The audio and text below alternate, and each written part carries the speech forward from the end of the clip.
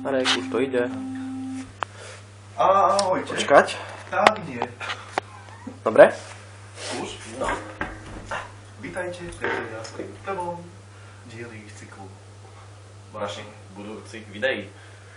No, takže týmto videom by sme vám chceli vlastne predstaviť našu spoločnú knihu, ktorá je od autorského dua Tomáš Smotko a Marek Zákopčan a volá sa... Výzva prijatá. Áno. A bude to vlastne názov, akčná komédia. ktorá na Slovensku nemá období, Ešte nebola. ale bude. Áno. Vlastne ja píšem tú prevažne akčnú časť. Ale taký drsný typ. Áno. Ukáž svaly. Čo? Ide? A...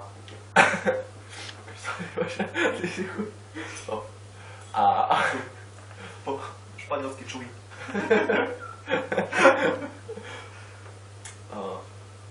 Spačkneme. Takže Výzva prijatá bude akčná komédia, kde budú hlavné postavy dve, a to úplne protikladné povahy. Marek a Tomáš. Predstav nám Tomáš a Tomáš. Áno, takže bude mať nejakých 100 kg čistých svalov, bude cvičiť, Ale žiadny rozum. bude mať priateľku, taký pohľad, ktorú vlastne bude oddať ľub, pre ňu spraviť, tak. Navonok bude vyzerať veľmi drsne a vlastne, že... Ešte stále hovorí o Tomášovi, nie o jeho priateľke. A bude tiež drsná. A bude robiť bachárku. Nie, bude robiť na hoteli, recepcia. Ale... Maserku. Takým službami. Pre klientov s obľubou macatých. Maserik. No a Marek bude knihovník, veľmi obľúbený, najmä jeho mamou, ku ktorej bude stále bývať. Bude trošku nespoločenský, sociálne nezakotvený, ale napriek tomu bude veľmi vzdelaný, múdry, bystrý, trefný, trošku ironický, ale zamilujete si ho určite. Bude to 1-0. To máš jedno. Bude sa volať. Tento tvorich pochopíte v knihe. A Marek sa bude v knihe volať Marek Budzina. To nie je pravda. Ako buzna. To nie je Po buzna. poľsky. Si buzna. No a... Čo mám k tomu povedať? Vlastne týchto videí bude viacej. Budeme isté kapitoly ako keby sfilmujeme ako trailer ku knihe. Bude to tam toho viac. Tým vám vlastne chceme priblížiť jej knihy. Spolu s tým, ako my ju budeme písať, vy môžete sledovať novinky ohľadom tej tvorby, ohľadom písania, ohľadom informácií, spolupráce s vydavateľstvom napríklad, čo je nové, či máme nejakú obálku alebo čo. Môžete to sledovať na tejto facebookovej stránke Výzva prijatá. Budeme tam dávať isté výstričky z knihy.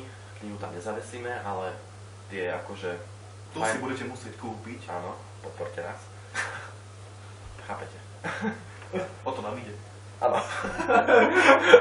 A jemu ešte ochladím. Kľudne mu napíšte.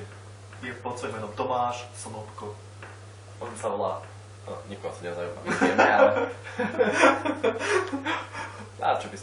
Škoda slov. Som na jeho titulnej fotke, tak si to kľudne pozrite a potom si ma pridajte. Nie, pridajte si mňa. Ja vám sice nepotvrdím, ale pridať si ma môžete. On si vás pridá, ak ste dievča. Ja. Alebo vyzeráte ako dievča.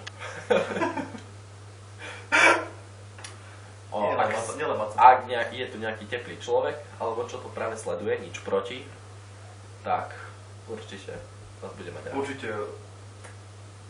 A Tomáš tiež rád uvítam vo svojej zbierke priateľov. No. Vráťme sa k veci. Ak máte nejaké otázky, pripomienky, chuť poskytnúť telefónne čísla, bankové konta, tak nám kľudne píšte do správy na Facebooku.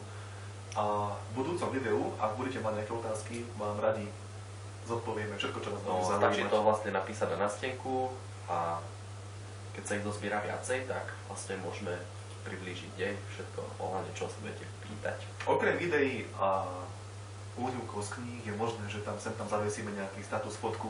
Ak ma to máš naštve, tak tam zverejním aj to, čo by som inak zverejniť možno nemusel, tak sa tešte. No. Je toho veľa. Mám aj ja na neho. Ja. Nič. Nemám Zoberte si, že Mareková mama má, koľko má? 27. Nevie, že pije. Lebo je to pravda. Nepijem. Pije ako dúha. Duha pije?